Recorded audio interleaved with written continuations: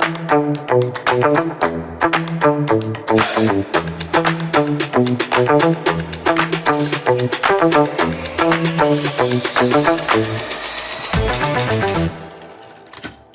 koleginice i kolege, dobar dan i sa moje strane.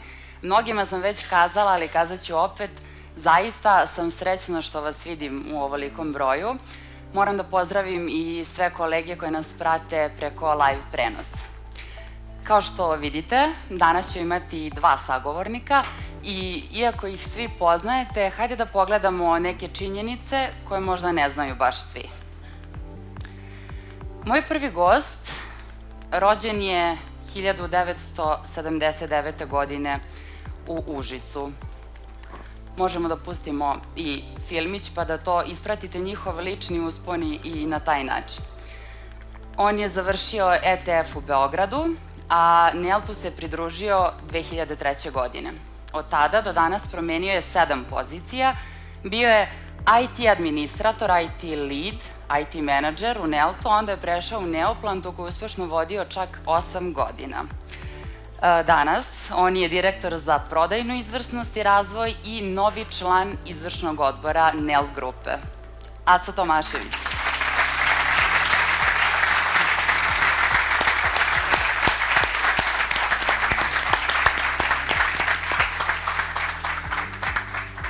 Dobrodošao. Bolje te našao. Idemo i na drugog sagovornika. Moj naredni sagovornik rođen je 1982. godine u Prištini. Završio je ekonomiju i finansije u Beogradu, a Neltu se takođe pridružio 2003. što je 23 godine već. Kroz 10 logističkih pozicija, od skladišnog radnika preko specijalističkih pozicija pa i menadžerskih, evo vidimo sad ovde taj uspon, on je danas došao na mesto direktora za logističku izvrsnost i razvoj Nelt grupe. Takođe, i on je novi član izvršnog odbora Nelta. Tako da, molim vas, pozdravite velikim aplauzom Vuka Mijanović. Dobrodošli još jednom zvanično u Nelt Talks Live. Znam da Vuku scena nije strani pojam. Aco, kakav je tvoj osjećaj? Pa nisam ja ko on, ali ne dam se. Mislim, samo da znate... Bolje peva od mene, bolje peva. Možda. Samo da znate ko je ovo čovjek. Juče sam saznao da je, što se tiče scene, pre 15 godina držao koncert ovde na Sokocu u Domu kulture. 10 godina posle toga, panduri ga zaustavljaju za brzu vožnju i prepoznaju. A on, znate šta on svira, ono ona žice, ono dum-dum, nije ono pokojni Zoka Kulin, ono Milice, stanice Sokoca. Tako da, hoću da kažem, ovo je stvarno majstor za stage. Dobro. Vuče, spremni smo, može odgovarati ovaj stage. Spremni. Dobro. Ovako, videli smo malo pre, znači mnogo pozicija, mnogo napredovanja, značajan lični uspon, ali ja bih želela da se vratimo onako na početak, da se osvrnemo na uspomene, na anegdote i na sve ono što je oblikovalo sve ove vaše godine u Neltu. Tako da, ajmo na bazu, 2 reči, Luka Beograd.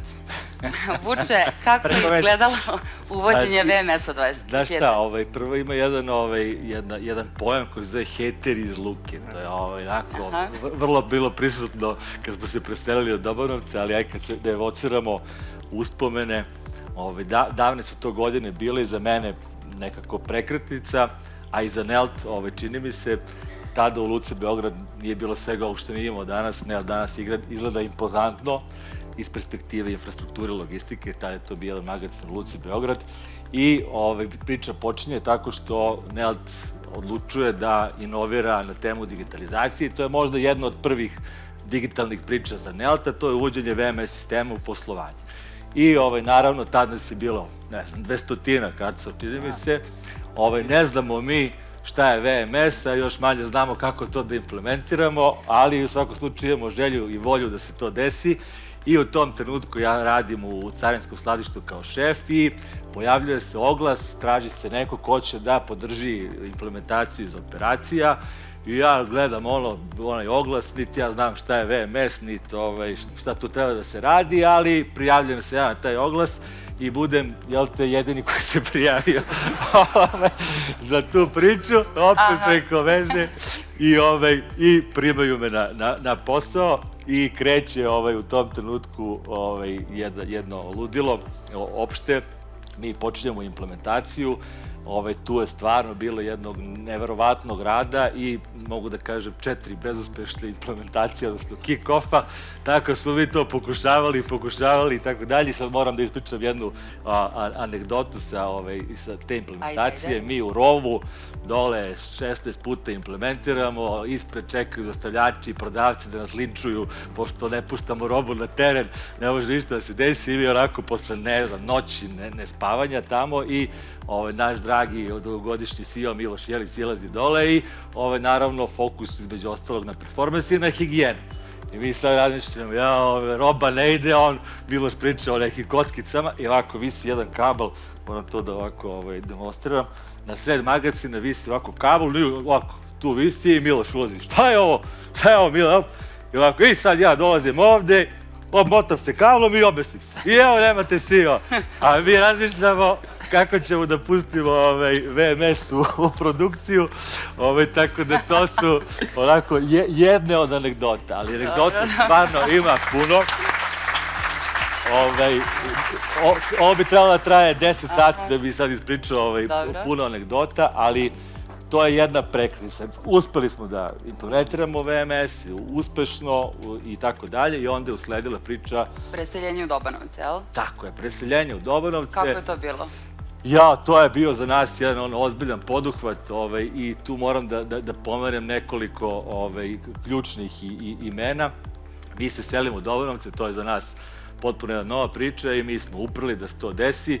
Imali smo naravno malo vremena, prodaja mora da prodaje, ne smemo da izgubimo prodajni dan i tako dalje i mi smo to pripremali mesecima i sećam se te večeri kad smo trebali da pustimo prvi kamion za Dobanovce, sedimo mi i Rakoče je tad vodio, sinhronizovao čitavu akciju, mi u 10 sati već spremni, ali po planu je da u ponoć krene prvi kamion. I u tom trenutku, negde oko pola 11, dolaze vlasnici, dolaze Miloš i 100 ljudi sede, piju neki sok. Šta je, kaže, stručnosti, što ne ide roba? Mi smo rekli u 12 sati, sećam se, Nebojša to rekao, pusti ih, vidiš stručnosti, kaže, neka bude da je krenula roba u 12. Za to je stvarno interesantno jedna bitna tema, to je da smo mi bili toliko boostovani, to je strong energy boost, da se to izvede i desi i stvarno se desilo onako jako uspešno. Sećam se jutra, posle 48 sati provedenog na poslu, Rakoč i ja negde oko 6 ujutru krećemo kući i umesto da krenemo kući mi idemo u Dobanovci. Onda se nastavlja 48 sati, još jedno 5, 6, 7, 8 sati, tako da bilo je puno naboja, puno pozitivne energije i onog što, da kažem, Neltu stvarno, što odslikava Nelt i eto u tom duhu da nastavimo sa tom energijom i dalje na našem ovom ascent putu. Sigurno sam da hoćemo, da. Šta mene sad zanima? Aco, gde si ti bio za to vreme preseljenja? Divna, ja sam bio u rovu. Mislim, fizički sam bio u rovu. Ali bukvalno? Da, bukvalno u rovu, u vojsci. To prepodne.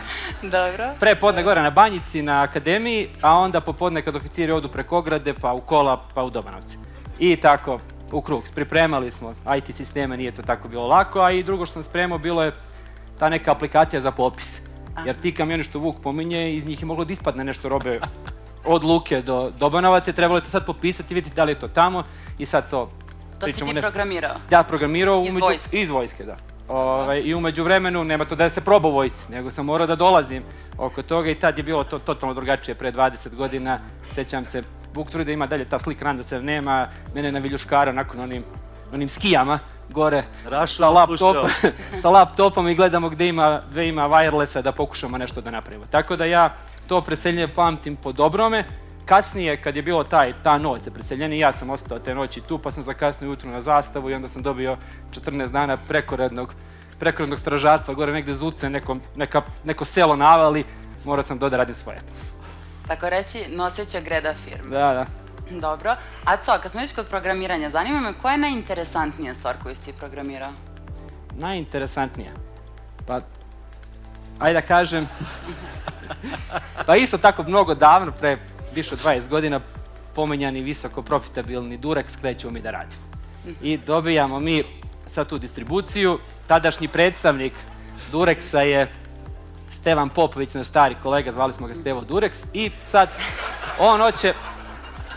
A šta se s time poklapa s našom distribucijom? Poklapa se to što startuje, ako pamtite, onaj reality Veliki brat. Prva sezona Velikog brata, prvi put na našim tržištima da se pojavlja Veliki brat, i to je jedna nedelja, prva nedelja u septembru. Prve subote u septembru, mi smo tad imali radne subote, svaka prva subota je bila radna subota, i sad šta je Stevici palo na pamet, hoćemo da napravimo što mi danas zovemo na srpskom product placement. Znači jedan kondomat Durexov da stavi tamo u kuću Velikog brata i da to kamere snimaju i on to vidi. Međutim, ima jedan problem, a to je moraju se ubaciti pare da bi kondomi izašli, i on zove i kaže, momci, jel bi vi mogli da meni preprogramirate ovo, da to ovi tamo ne moraju pare, pošto oni tamo pare nemaju da ubace. Sad ja kažem, Stevo, svašta smo u životu programirali, sad kondomat nismo, kad to treba? Kaže, danas, kaže, mora večeras da se postavlja, sutra kreću generalne probe, rekao, donesi. I sad to je negde oko 10 sati, mi smo bili tad gore, IT je bio iznad Purketa na drugom spratu, i sad čujemo mi sa kapija da dolaze najava da dolaze ovi momci što nose taj kondomat, i sad jedan kolega i ja silazimo iz stepenice da ih pomognemo, i pre nego ćemo mi sići, samo čujemo nešto dum, dum, dum. Siđemo dole, ono ispustili, ono se raspalo, pa nam parča, da mi svi točkići, ono kako idu oni zupčanici dole. Šta ćemo sad? Kolega kaže, ništa, kaže, ja ću gledam električnu šemu da ovo lemim, a ti čitaj dokumentaciju, ovo programiraš. I mi za 3 sata on to izlemi sve, ja ispreprogramiram, stvarno to radi, puštali smo, pokušavali, stvarno to radi. Oni to odnesu, Stevica srećan, valjda su ovi kući bili srećni. U svakom slučaju mi od Stevice dobijamo poklon ovako u IT, ovako kubik kondoma, ovako je bio stajao. Jedno 2 mjeseca smo mi to delili, kogod ulazio.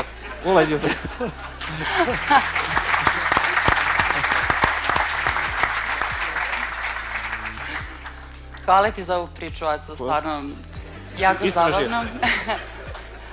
Dobro, da se vratimo mi malo i na biznis. Znači, postavili smo Srbiju i onda smo krenuli da podižemo zemlje. Vuče, Crna Gora, kako je izgledao tvoj prvi odlazak u Crnu Goru? Svojima. Pa to je interesantno, to je za mene bilo prvo službeno putovanje u Neletu. Ja tad dobio zadatak da se uključim u implementaciju sistema u Crnoj Gori. U paraleli se u Crnoj Gori gradi i daje se skladište, distributivni centar i uvode se sistemi. I ja dobijam nalog da idem dole, čujem se već sa kolegama, lično nikada kolega nisam upoznao, i poziv dolazi od dotičnog Roberta Jenovaja koji je tada vodio Crnu Goru, i sledećem ja avionom i mislio sam sad će me dočekati neko tamo na aerodromu, neki čuveni hotel Europa, koga pamti, to je smeštaj. I dolazi dole, kad mene čeka glavom i bradom direktor firme. Rekao, čovječe, kako ja privilegiju i čast imam, i ja misleći da će da me odvede u hotel Evropu, on čovjek me vozi kod sebe kući. Ja ćutim. Rekao, šta je sad? Kaže, čekaj ti meni, tu imamo 10-15 minuta, sad ću ja sedim pola sata. Kod njega kući? Kod njega kući.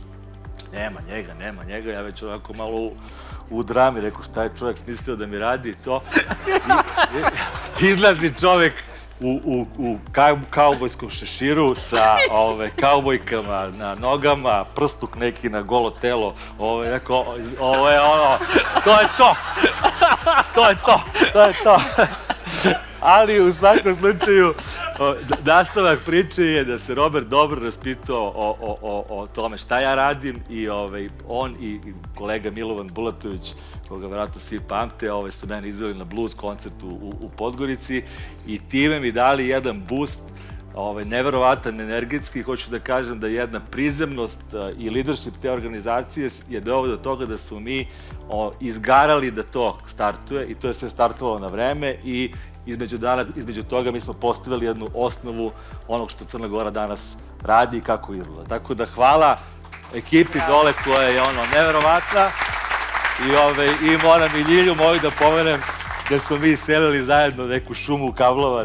To je stvarno bila jedna interesantna priča, i na kraju uspešna priča dan danas. Aco, a šta se dešavalo za to vreme u Bosni i Hercegovini? Konkretno u Trebinju, tako sam nešto načula. Čuli smo ovde pre 20 godina uspostavili partnerstvo sa kompanijom Orbitko tada u BiH, i sada šta Nelt radi prvo kad se pojavi negde, odmah uvodi informacijski sistem. Sad za procese manje više, ali ajmo odmah da mi stavimo informacijni sistem i to stavimo prvo i šta ćemo, spremamo se mi to je bilo početak 2007. godine. Sećam se, bilo je predviđeno da startuje na Badnje veče. I sad smo mi tamo došli, poluspremni, nije baš ovo 4 puta, ko što je bilo, malo smo bili bolji, nije direktor htio da se obesi, ali u svakom slučaju nismo bili spremni. Jer smo mi skontali ujutro tog Badnjeg dana da oni tamo rade cigare i da se cigare drugačije računaju. Da ne idu odozdo nego odozgo. Država neke stvari formuliše i sad popravlja kompletan engine u upisu tadašnjem i sve štampe i sve što ide u handheldove i sad to sve se odjednom radi na taj Badnji dan. I sad u frci totalno svi se živi angažovali, čak i vendor i dolazi Goša kod mene, ja tamo sedim, on kaže, slušaj, kaže, ja moram danas da idem u Bileć i da prodajem onim ljudima cigare. Ako oni ne budu imali šta da puše za Božić, ja se tamo više ne smem pojaviti. Tako da na kraju krajeva uspeli smo nego šta, bilo je duvanjenja u Bileći na Božić. Bileća, Gačko, sve okolo. Dobro. Sad, Ranko nam je to, ne mogu da ne pomenem zaista i Severnu Makedoniju. To je tvoje prvo službeno putovanje, je li tako? I naravno i za to imaš neku priču. Uvek. Ajde da čujemo. Prvo službeno putovanje, mislim, prvo putovanje u životu van zemlje.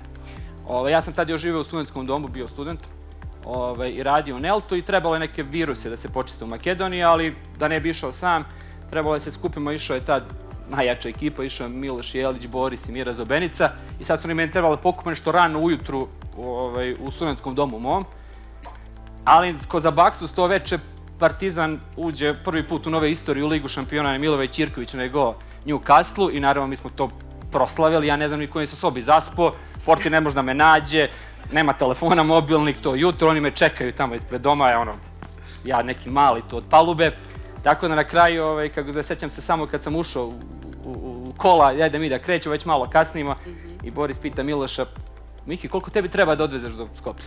Kaže, 4,5 sata. Kaže, javi ovo brže. Posle nisam shvatio da stvarno ne šali čovjek. Ali svakako to je to moje prvo službeno putovanje koje nije slavno krenulo. Interesantno.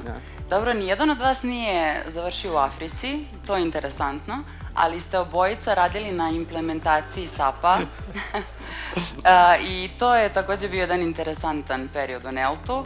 Pa sad, ajde, Aco, pošto ipak ti si tu više IT i to, kaži nam kako izgledala implementacija ili recimo noć pred implementaciju SAP-a. Da. Noć pred implementaciju SAP-a bilo je onako, još u živom sećanju mene i ima ovde gomila ljudi koji su još u tome učestvovali u toj priči. To je bilo za ovaj praznik, gledali smo da implementiramo SAP za ovaj praznik, ovo je 11. novembar u Srbiji, to je implementacija u Srbiji pre isto mnogo godina. Mi nismo mnogo znali o SAP-u, dosta je tu povukao vendor. Ali smo i mi usput učili, bili smo se i pojačali sa strane i u svakom slučaju odbrojavali smo dane. Imali smo specijalan war room, takozvani, sa flip chartom gde smo brojali dane. -20, -19, -18 i tako svaki dan cepali po jedan list.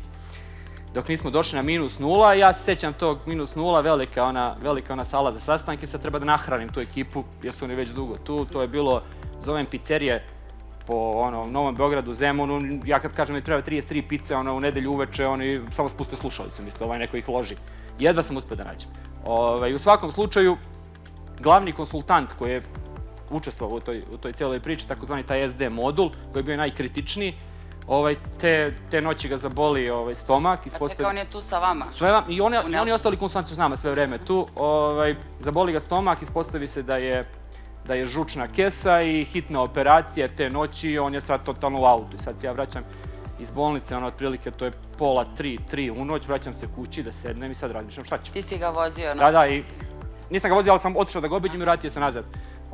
Tu sedam ovako kući, treba da krenem ponovo za Dobanovce, da stignem tamo oko 5 u customer service da vidimo kako će to da krene ujutru punjenje hendova i to. I razmišljam šta sad da radim. Ne mogu više da prekinemo, moram da obavijestim organizaciju da smo krenuli i napišem mail sa naslovom rodilo se, valja ga ljuljati. I hvala Bogu i ljuljali smo ga jedno vreme pa i poraslo, što bi rekao, samostalilo se i tako. Danas već živi dugo godine, evo sad SAP HANA, čuli smo 1. jula, to će biti totalno drugačije nego te noći. Super. Vuče, a iz tvog ugla? Pa ne, ja prvo nisu me nikad zvali u Afriku, ja to moram da se poželim. Ja sam želeo, ali me niko nije zvao. Šalu na stranu, ali stvarno ta afrička priča, ja u tom trenutku kada se Afrika otvarala, sve te kolege koje su sa mnom radile na ovim prethodnim avanturama su otišle na avanturu u Afriku i ja sam bio na neki način, ne mogu kažem ljubomoran, ali mi je bio žao što ne delim tu novu avanturu sa njima i bio sam non stop na vezi sa kolegama, baš sam bio zainteresovan kako se to dole dešava, jer nekako me to privlačilo, a ne toliko avantura na nekom drugom kontinentu, već ti ljudi koji su stvarno dole pravili promene. I ovo je u stvari priča o promenama, kao i SAP, između ostalog. I da se vrati sad s Afrike na SAP, dok je Aco tamo kreirao, spašavao, vozio po bolnicama, mi smo to iščekivali operacijama i da će prva faktura da stigne, da će da se prva otpravnica porodi, ovako čekali u 6 ujutru u zoru da sistem proradi. Ja još čuvam tu fakturu u fioci. Da, prva faktura, onako, uramljena, tako da to je bila ogromna promena za Nelt.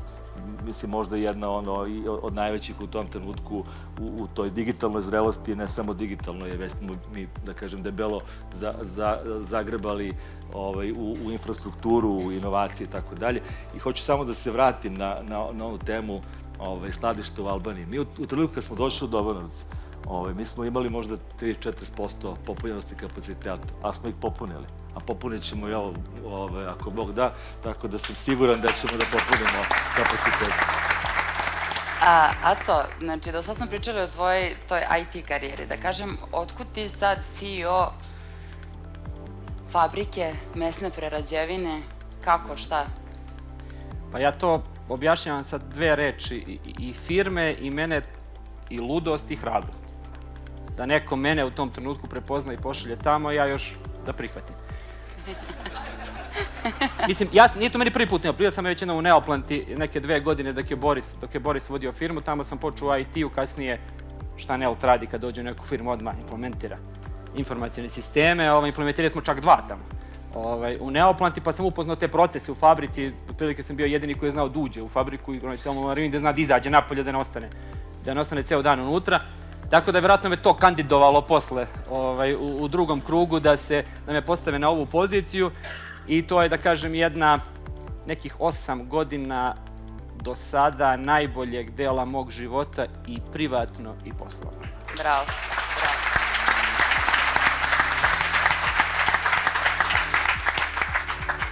Vuče, desio se i trenutak kada si ti preuzeo ceo supply chain, dakle, mnogo uspona, mnogo i padova i znam da si verovatno imao ponude da pređeš u druge kompanije.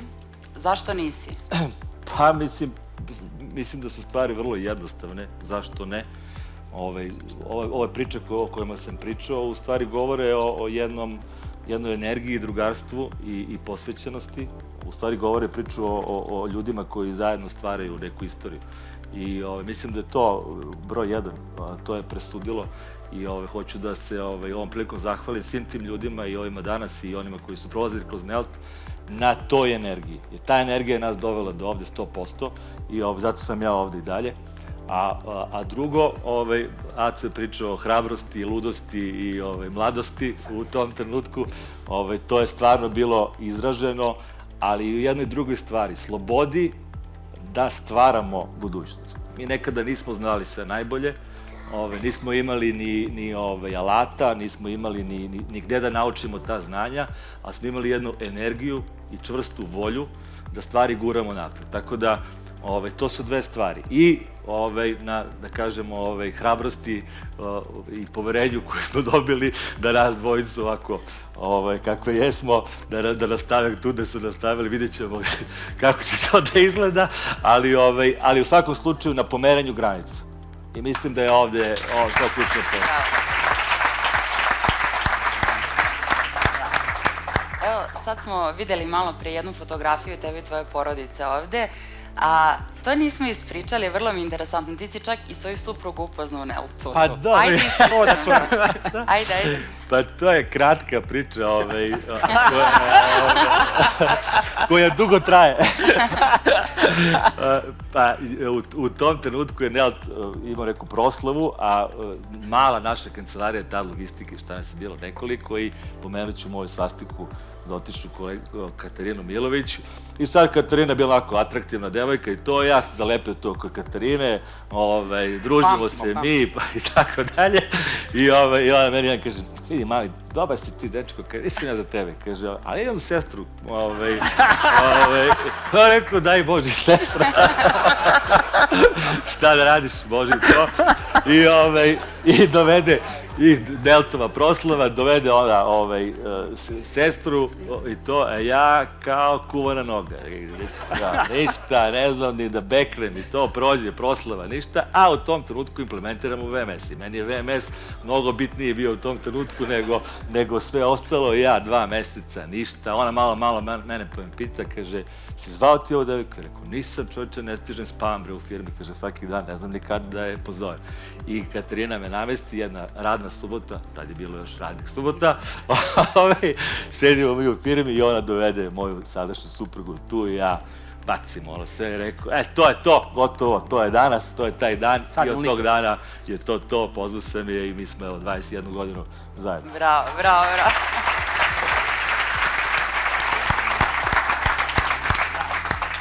Nekako zaključujem da se sve interesantne stvari dešavaju tokom radne subote. Ne znam. Da. Samo kažem. Je li mi pamtimo dugo? Ne znam. Aco, koja je nit koja je tebe zadržala u Neltu 23 godine? Ja bi se 101% složio sa Vukom. Što je rekao, stvarno, što god bi rekao preko toga sam i pokvario ovo što je čovjek ispričao. Dodat ću samo još jednu stvar. To sam se skoro setio jednog događaja koji mi se urezao u pamćenje, a onako mnogo govori o tome. To famozno preseljenje i sad tamo ima više, u Dobanovcu je bilo više hala i sad treba to povezati internetom. Ne može bakar daleko je, tad te linkovi još nisu bili dobri, šta ćemo, ajmo optika. Optika skupa, tad u tom trenutku po dužnom metru nego zlato skuplje. I sad tadašnji kolega Rade Čanković, ja idem sad kod vlasnika se dogovorimo koliko ćemo da stavimo te optike da povežemo tu cijelu priču i sad mi nešto razmišljamo 2 vlakna, 4, ajde idemo s 8 vlakna, imamo neku za budućnost, neku priču. Oko toga dolazimo kod njih, konkretno kod Nebojše, ali bila biste priče sa Rankom, vidite Nebojša, koliko može najviše? 96. Stavi 96. U tom trenutku Telekom Srbija između pošte i one Katićeve gore od TK centra nema 96, a tu mu je glavna kako zove, kičma, mi stavljamo 96. I onda mi je bilo potpuno jasno koliko ovi ljudi ovde u prvom redu, koji su to vizionari, koji oni ambicije imaju. Pre 20 nešto. I uspeli su,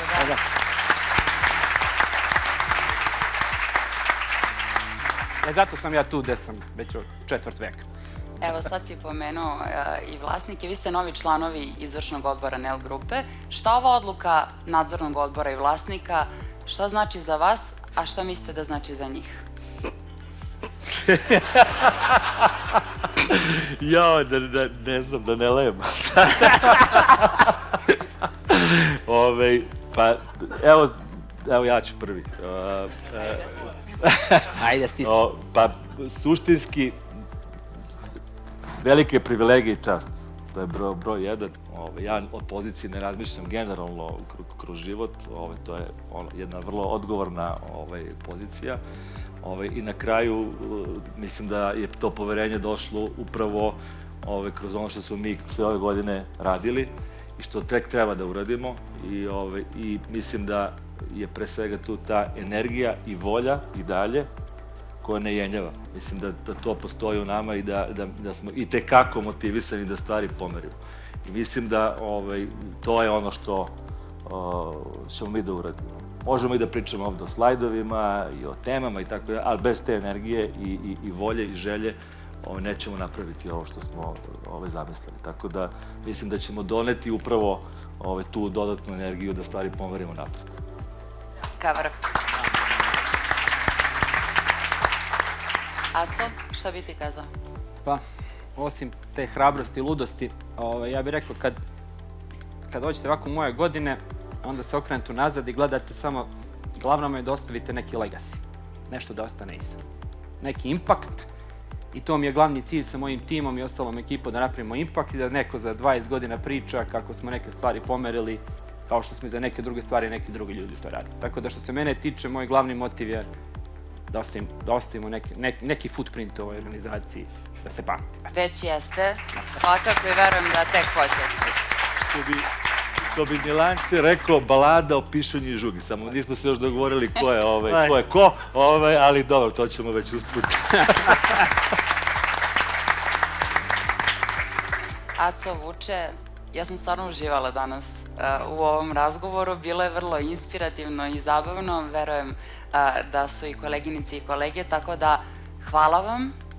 Hvala mnogo i da ne zadržavamo više ljude. Super smo, u tajmingu smo, režija ponosna, svi ponosni, tako da hvala vam još jednom i razgovaramo opet nekad. Hvala tebi. Hvala tebi. Thank you.